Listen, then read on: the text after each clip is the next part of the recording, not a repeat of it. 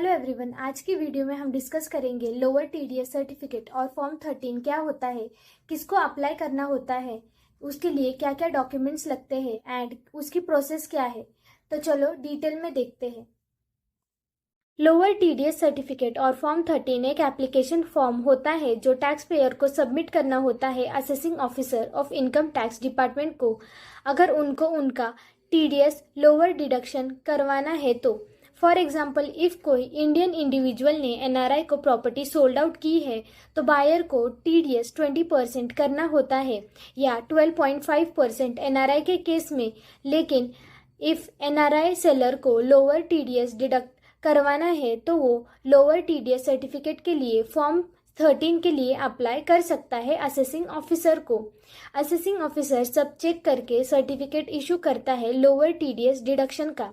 Generally form 13 apply करने की कोई टाइम लिमिट नहीं है, लेकिन एडवाइजेबल है कि आप starting of the financial year में ही अप्लाई करें फॉर्म 13 को, तो जल्दी से अप्रूव हो जाए। फॉर्म 13 जो अप्लाई करते हैं उसकी वैलिडिटी अंडर सेक्शन 197 में बताई गई है कि वो वैलिड रहेगा from date of issue and throughout the financial year तक, अनलेस उसको असेसिंग ऑफिसर कैंसिल ना करे खुद before expiry of application.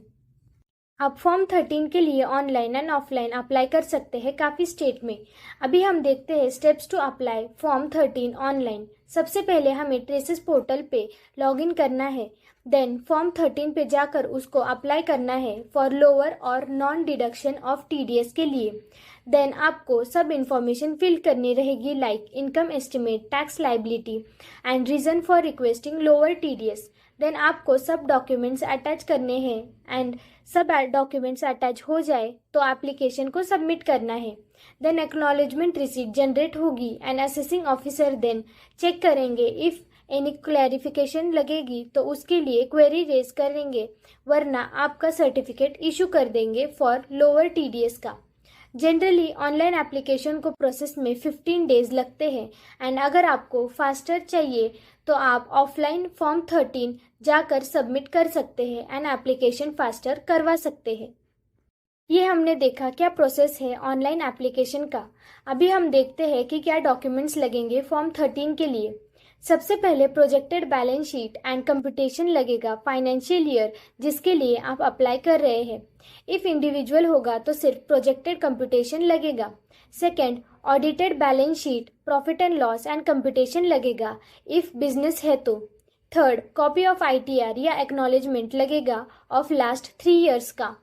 Fourth, copy of assessment order of last 3 year का इफ़ कोई है तो।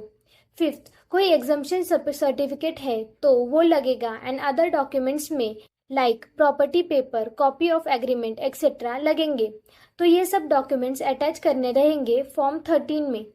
आज हमने देखा फॉर्म 13 क्या है, उसका प्रोसेस क्या है एंड क्या क्या डॉक्यूमेंट्स लगेंगे। एंड अगर आपको भी लोअर टीडीएस सर्टिफिकेट फॉर्म 13 के लिए हमारी सर्विस अवेल करनी होगी तो हमें कॉन्टैक्ट करें। Thank you.